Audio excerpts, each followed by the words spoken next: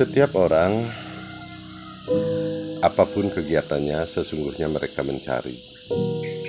Anggaplah satu contoh ketika kita melihat ada orang-orang di jalan yang sedang mengendarai motor, mengendarai sepeda gayung, mengendarai mobil, atau naik pesawat atau naik kereta api apapun itu, mereka sesungguhnya sedang mencari.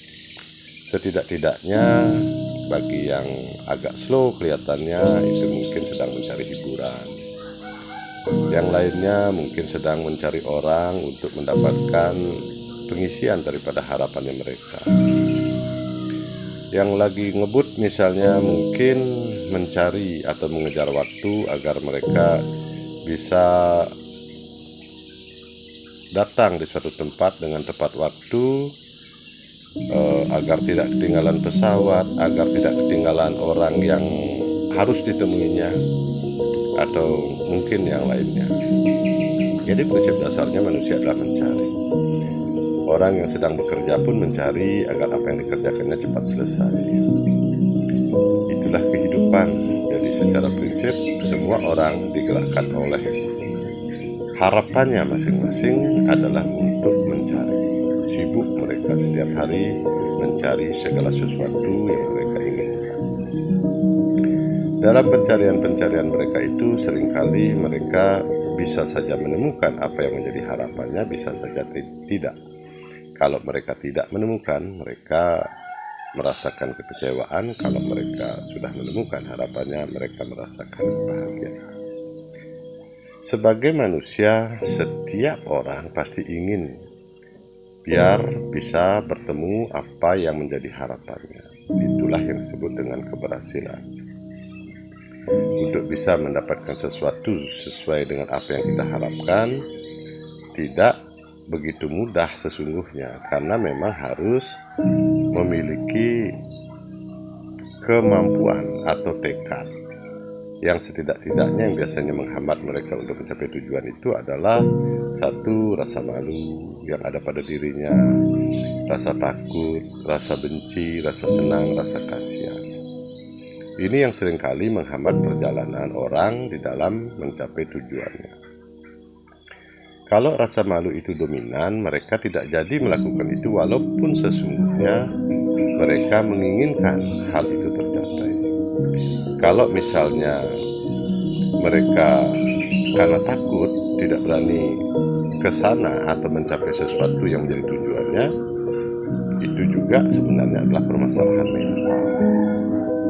Ya tentulah kita harus menghitung rasio, risiko dan segala macam. Rasa benci juga menyebabkan kita tidak akan sampai pada tujuan. Rasa senang, karena saking senangnya kita melakukan sesuatu asik, kemudian ada tujuan atau ada kewajiban yang harus dikerjakan juga tidak kita kerjakan. Rasa kasihan juga sama. Tiba-tiba kita mau berangkat untuk melakukan aktivitas yang memang sudah kita programkan sejak tadi malamnya, kemudian datang sesuatu yang menimbulkan rasa kasihan kita sehingga itu kita dahulukan, dan akhirnya pun kita juga tidak sampai pada tujuan. Tidak ada yang salah dari semua itu. Apakah itu karena rasa takut, rasa malu, rasa benci, rasa senang, rasa kasihan yang menjadi penghambat? Sesungguhnya memang tidak ada yang salah. Tetapi itu menimbulkan sebuah persoalan dalam cara pencapaian atau dalam tujuan pencapaian. Nah, maka dari itu orang-orang yang memang memiliki obsesi yang kuat di dalam keinginannya untuk mencapai sesuatu memang memerlukan kekuatan mental. Karena tanpa kekuatan mental, mereka akan cepat sekali terombang-ambing oleh rasa takut, rasa malu, rasa benci, rasa senang, rasa kasihan tersebut.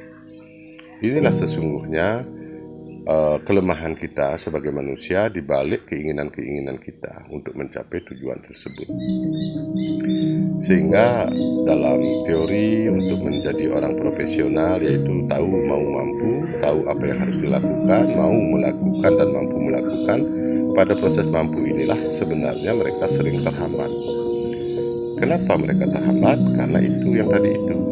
Mungkin terhambat karena rasa takut, mungkin karena rasa malu, mungkin karena rasa benci, mungkin karena rasa senang, mungkin juga karena rasa kasihan, atau bahkan mungkin kelima hal itu yang menjadi hambatannya. Inilah yang disebut dengan kelemahan mental, sehingga sering saya bilang kepada orang-orang orang kalau sukses itu mudah, maka semua orang sudah sukses. Tetapi ternyata bukan hanya tahu saja yang menjadi persyaratannya, karena tahu biasanya kita mengarah kepada teori. Pada saat pendalaman teori memang tidak terlalu banyak kendala, karena itu perlu pemahaman saja.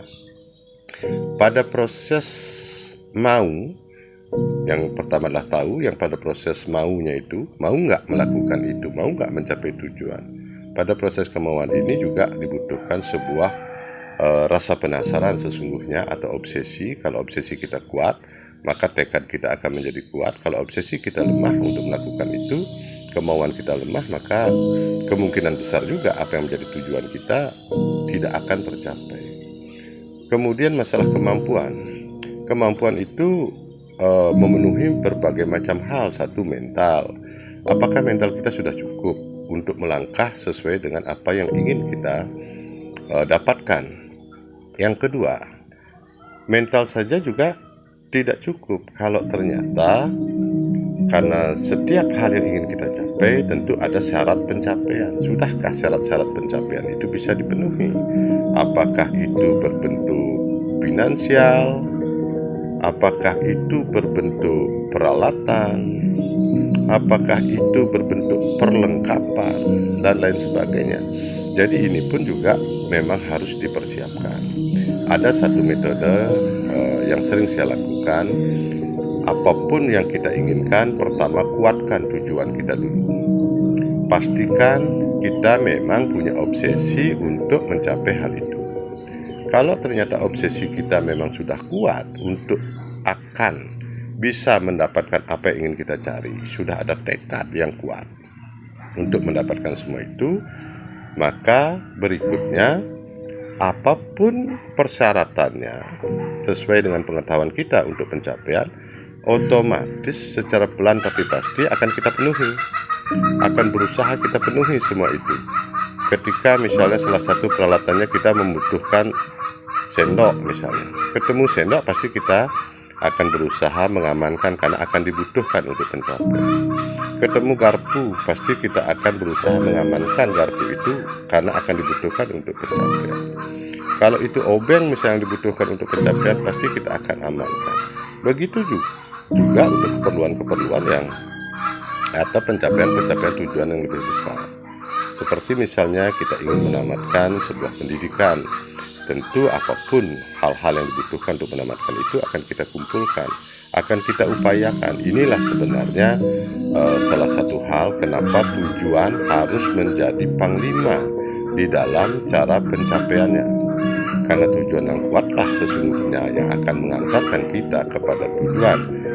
Tekad yang kuat, mental yang tidak lemah, obsesi yang cukup tinggi akan terpadu menjadi satu, akan terakumulasi menjadi satu kekuatan besar sehingga apa yang menjadi tujuan kita akan tercapai. Inilah tips yang bisa saya berikan dalam pemaparan ini, yang tujuannya bagaimana kita bisa mencapai tujuan dan bagaimana kita bisa gagal mencapai tujuan tergantung daripada kuat atau tidaknya keinginan, tahu apa tidak kita caranya, mampu apa tidak kita mewujudkan atau melakoni agar semua persyaratan bisa terpenuhi, kemudian tekad yang kuat, mental yang bagus agar apa yang menjadi tujuan itu benar-benar bisa kita raih atau bisa kita capai.